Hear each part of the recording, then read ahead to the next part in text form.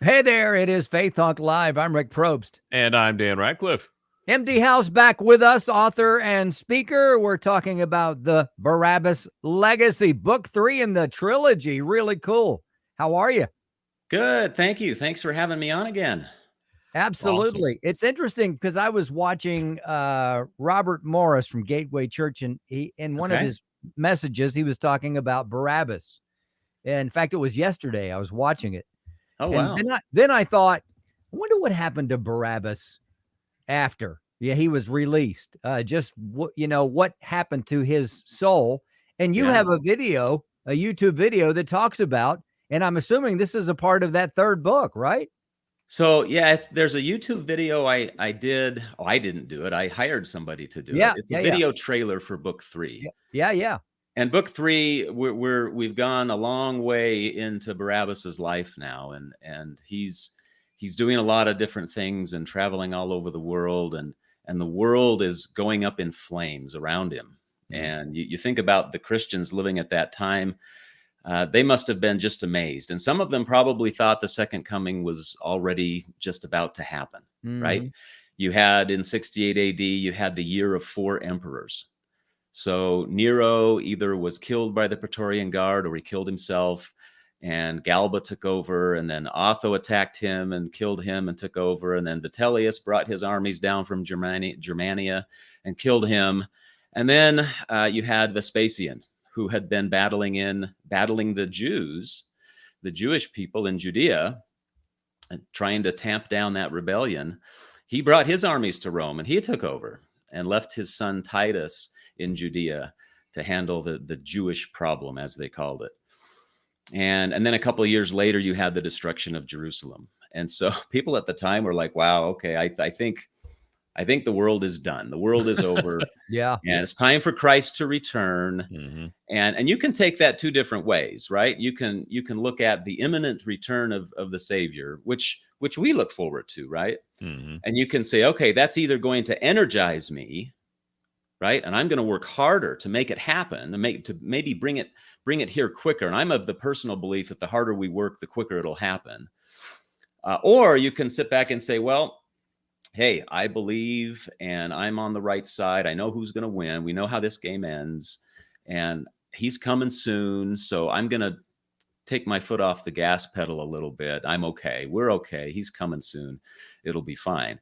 And of course, we really need to be on that first side, right? We need to be increasing our efforts, because what's happening is you're seeing the rise of dueling kingdoms. The kingdom Yeah. of Satan is rising and becoming stronger. We see that every day. Yeah. But the kingdom of Christ is rising and becoming stronger, and we see that every day. Mm. And I'm amazed by what I see. All of the good people out there that I meet and that I talk to, that I work with, both things are happening, and all of that is now coming to the climax here of when exactly is Christ going to return? And so it's fun to tell that story back in 70 AD and think about what they thought in their context, right? What they saw going on around them. Really, really fun to complete this journey with Barabbas. Now I have maybe some spin-offs that are going to go from it, but it was a lot of fun. Well, talk about just preparing this trilogy. I mean, because with Barabbas, Mhm. there's not a whole lot in the Bible that says, well, this Yeah. was Barabbas's life and this is Yeah. how he lived. And talk about how the study that went into this trilogy. Well, I'll tell you what, I'll tell you a little bit more of the story too. I never intended to write biblical fiction. I wanted to write books for a very long time. And in college, that's what I wanted to do. But I think I was too risk averse. And so I chose a career that was quote unquote safer, and I could get a good job and I could take care of a family. And so I had a first career, and that lasted about 25 years. And then I had the opportunity to turn this into a second career. But during that first career, I was writing, and I started out writing science fiction. I enjoyed reading science fiction and fantasy. And I thought, well, I'm going to write books. But I didn't think about writing biblical fiction. And so I started writing science fiction. I have a science fiction novel out there. It's 800 pages long. And so, and I'm Wow. working on the sequel to it. Wow.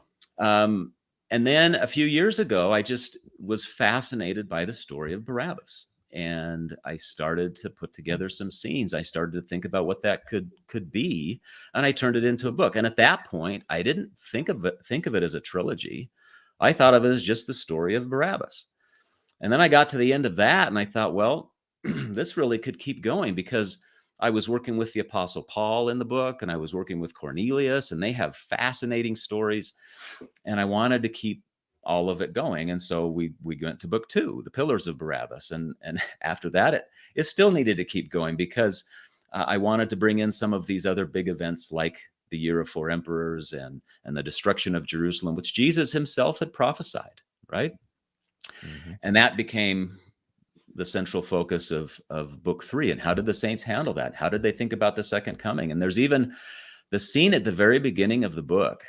So Barabbas, in my story, he has an adopted sister, and she's about to have a baby, and they go up to Trento, which is in northern Italy, and they to visit her, and she's about to have her baby, and she expresses concern.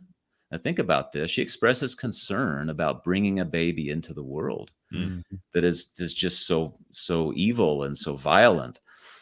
And people think that today all the time. Yeah, definitely. We have 2 grown kids, and they're having children now, and I'm sure they're thinking the same kinds of things. And there I have to mention, you probably didn't notice my shirt.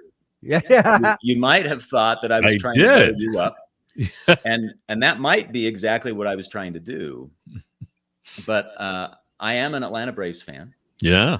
And the thing that changed between last interview and this interview is, 1, the new book, but 2, the Braves won the World Series. They did. Yeah.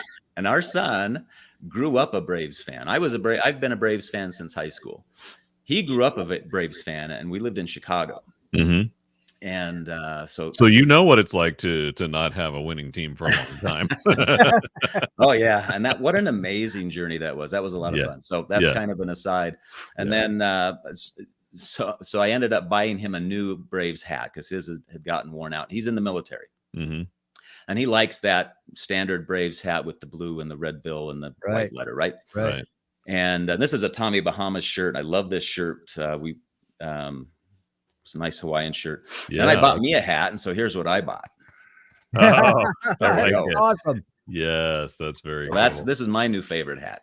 Awesome. Okay, so that's how I got into Barabbas, kind of unexpectedly, and it has turned out to be such an amazing journey for me, and an opportunity for me to express, my desire to be on the side that's energized toward the second coming of the Savior, and trying to help other people to be energized. I've got a presentation to a youth group coming up, and I'm not exactly sure all the things I'm going to say to them, but this is one of the messages. We need to be engaged more fervently than we ever have before. Yeah. And I think if we do, we can hasten his coming, because he really does listen to us, and he sees our struggles. He sees our fight.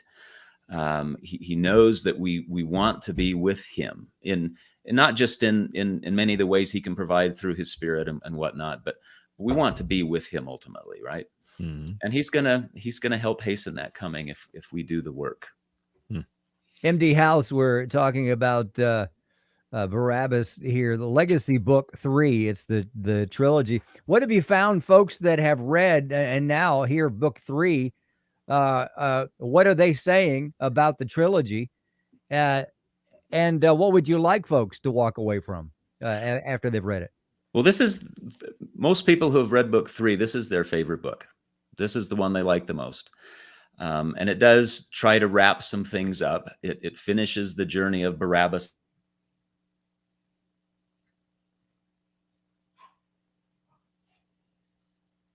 Uh-oh. We froze here. Oh, there we go. There we go. We're back. Okay, where did we bounce off? We stopped at what? What do you say, Dan? What was the last word?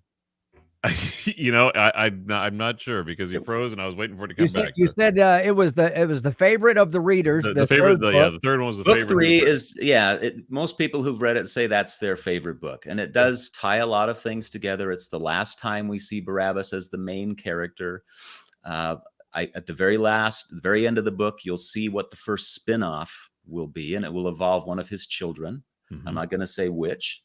And it's a pretty dramatic scene. And you'll also know who else it will involve. It will involve one of the other apostles, and I won't say who that is either, but not one that we've dealt with in the prior books.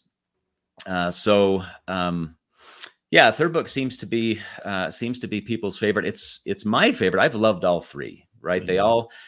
all approach, or they all have different themes.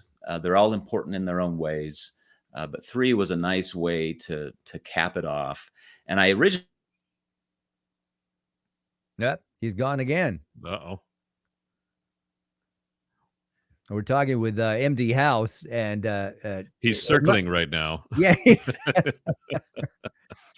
I don't. He's having Wi-Fi issues Oh, apparently. yep, now he's gone. Okay. He Well, may be back. Of course, we're running out of time as far as his segment. yeah. So just check out his book. It is the Barabbas Legacy. It's the third one, and he's got me because I would love to read that last book, mdhouselive.com. And as he mentioned, he's got some spinoffs coming up. Maybe we'll get with him later on to see what is going on. Again, that website is mdhouselive.com. We got to take a break. We'll be right back. I'm Rick Probst. And I'm Dan Ratcliffe. This is Faith Talk Live.